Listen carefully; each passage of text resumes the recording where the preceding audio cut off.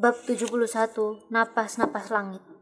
Ada orang-orang yang terlalu sibuk pada deretan gelar pribadi hingga berambisi membangun panggungnya sendiri. Mereka sampai-sampai melupakan kebermanfaatan diri. Padahal apa-apa yang telah Allah karuniakan berupa keistimewaan harusnya dikembalikan lagi kepadanya dengan berhikmat sehormat-hormatnya dan memberi manfaat sebanyak-banyaknya pada manusia.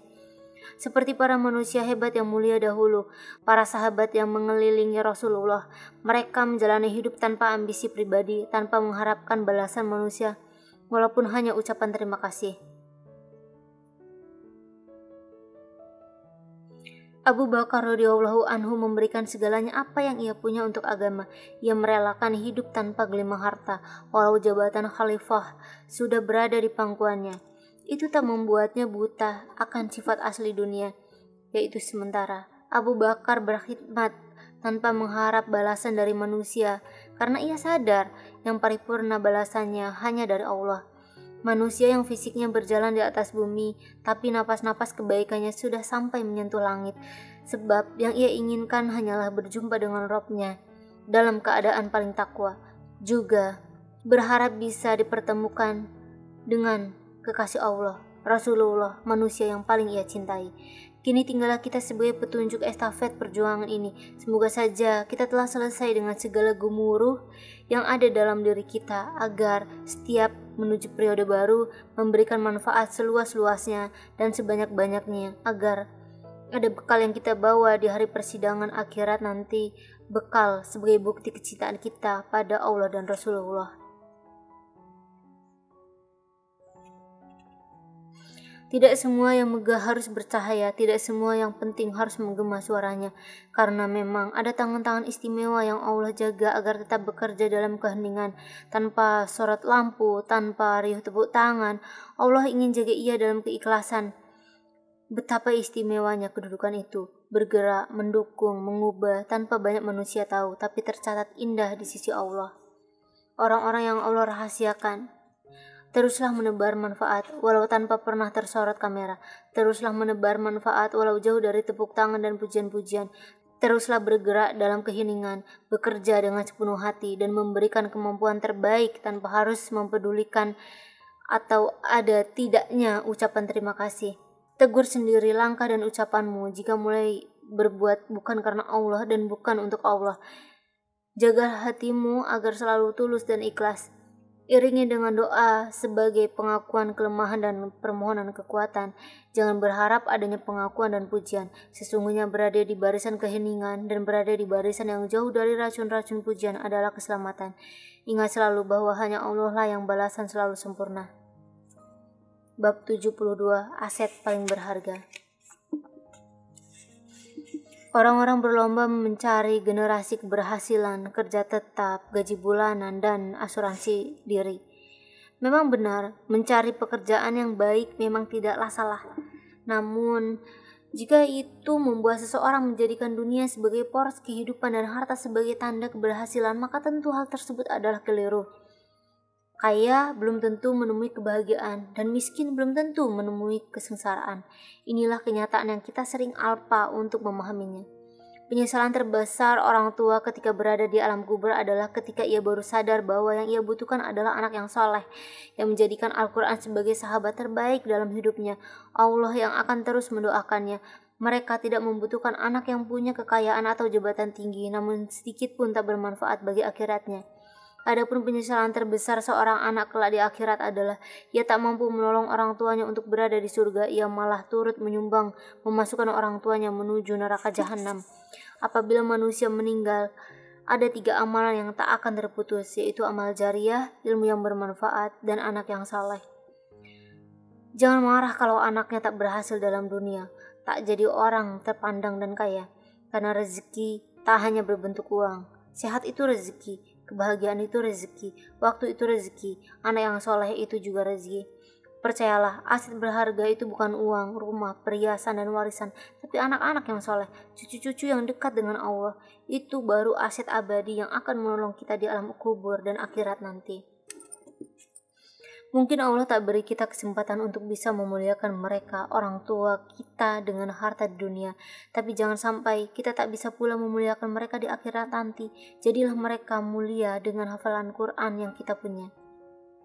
Bab 73, menerabas keterbatasan. Kita pasti pernah terjebak pada situasi ingin berbuat banyak untuk agama ini, tapi merasa selalu rendah diri dan terlalu hina untuk impian surga yang begitu tinggi. Orang-orang sudah menyelesaikan hafalan 30 juz, ada yang telah mempelajari bertumpuk-tumpuk kitab hadis, ada pula yang kebaikannya telah menyentuh seantero penduduk bumi melalui sumbangan yang jumlahnya tak tertandingi. Di sisi lain lagi, ada yang melangit karena akhlaknya yang baik. Sungguh jalan yang mereka tempuh terlihat mustahil untuk manusia seperti kita. Belum lagi perjuangan heroik anbiya, para sahabat dan para ulama dalam memperjuangkan agama ini. Perjuangan yang seperti cerita yang tak sampai oleh logika manusia biasa seperti kita. Padahal itu adalah nyata. Tapi di antara ketidakpercayaan diri, kita tetap berusaha membuka jalan, memaksa diri untuk terus berkumpul dengan orang-orang soleh, mendengarkan kegiatan mereka mengaji, mencatat setiap nasihat yang berterbangan, menjalani jatuh bangunnya proses, tetap bertahan dan terus berusaha mengejar begitu banyak ketertinggalan. Di antara keterbatasan diri, akhirnya kita menemukan petunjuk ilahi bahwa ternyata kita bisa turut meniti jalan-jalan yang mereka telusuri. Sungguh benar firman-Nya dalam Al-Quran, yaitu, turunlah kamu berdua dari surga bersama-sama, sebagian kamu menjadi musuh bagi sebagian yang lainnya. Jika datang kepadamu petunjuk dariku, maka ketahuilah barang siapa yang mengikuti petunjukku, dia tidak akan sesat dan tidak akan celaka. Quran Surat Thaha ayat 123. Jika hari ini ketidakpercayaan diri itu kembali menghantui, camkan dalam hati, kamu harus terus berjuang, walau setapak demi setapak, dan harus tertatih-tatih. Bertahanlah, nikmati setiap jatuh bangunnya. Kelak, kamu akan bersyukur ternyata jalanmu sudah jauh, yang dahulu rasanya tak bisa kamu tempuh, kini malah telah kamu lampaui. Semoga surga yang menjadi pelabuhan terakhir kita. Dan orang-orang yang mendapat petunjuk, Allah akan menambah petunjuk kepada mereka dan menganugerahi ketakwaan mereka. Quran Surat Muhammad ayat 17. Bab 74, Surat Untukku di Masa Depan. Surat ini aku tulis untukmu, yaitu untuk aku di masa depan, agar kamu tak lupa diri bahwa kita pernah berjuang. Hai, bagaimana kabarmu hari ini?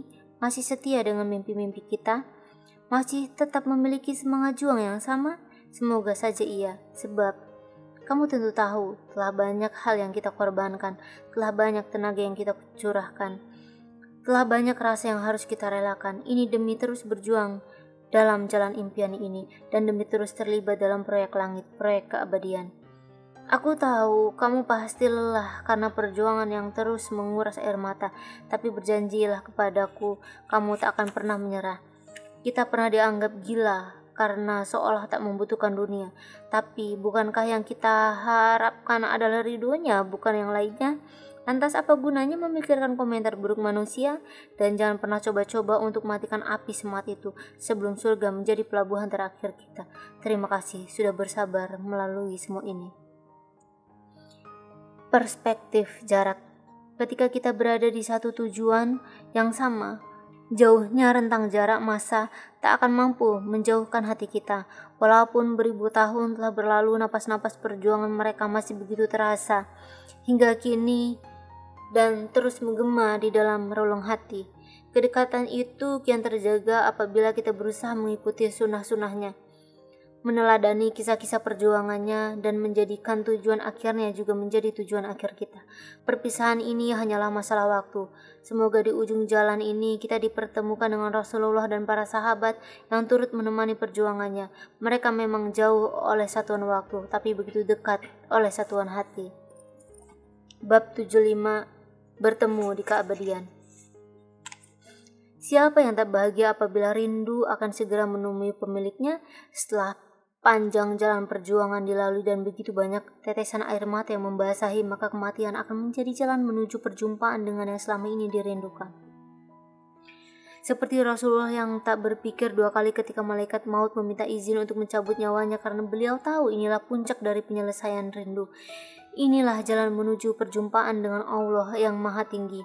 Berkumpul bersama dengan Anbiya dan istrinya Khadijah yang begitu beliau cinta, serta para syuhada yang lebih dulu kematiannya.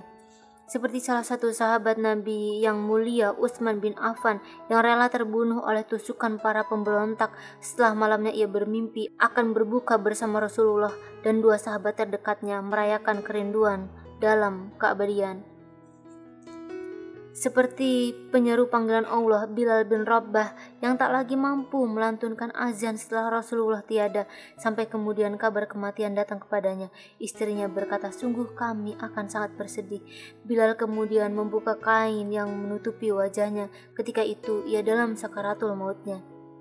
Dia kemudian berkata, "Jangan kau katakan demikian. Katakanlah, sungguh kami akan sangat bahagia." Kemudian dia berkata lagi, "Besok aku akan bertemu pujaanku, Rasulullah dan para sahabatnya." Dengan senyuman dan kebahagiaan Bilal menutup hidupnya.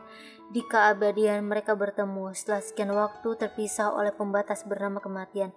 Lantas tinggallah kita sekarang. Kemanakah ruh kita kelak jika telah tiba waktunya kembali? Dengan siapa kita akan berkumpul?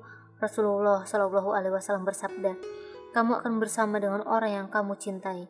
Hadis riwayat Bukhari.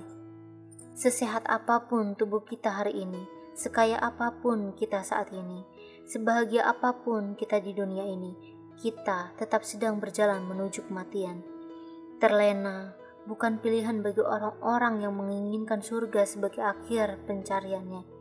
Karena sejatinya kita semua sedang berada di ruang tunggu, menanti-nanti giliran datang. Siapa yang tahu ternyata esok adalah hari terakhir kesempatan kita hidup di dunia ini. Terima kasih telah membaca. Semoga surgalah akhir pencarian kita. Sampai bertemu kembali. Salam hangat.